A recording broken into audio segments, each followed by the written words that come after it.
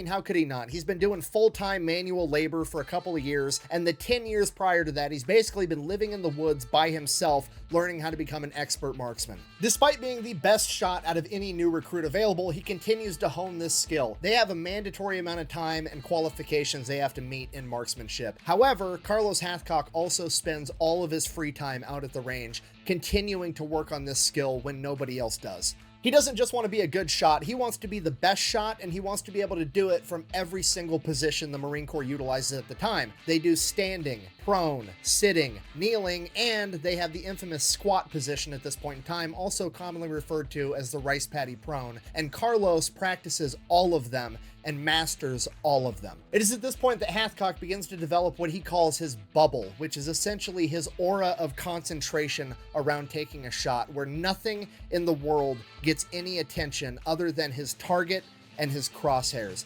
One of his instructors once said, and I quote, "An elephant could crap on Hathcock's head, and unless the load blocked the sights, Carlos would never even notice." So Carlos is already just naturally immensely talented at marksmanship, but he's also completely obsessed with getting better. That's all this guy cares about. And it just reminds me of something one of my coaches used to say: hard work beats talent when talent doesn't work hard. And I probably heard this coach say that 50 times over the course of a couple of years. And then finally we had this new guy that raised his hand and said, "But coach, what if talent does work hard?" To which my coach replied, "You should probably stay out of that motherfucker's way." And in the case of Carlos Hathcock, that would prove to be correct.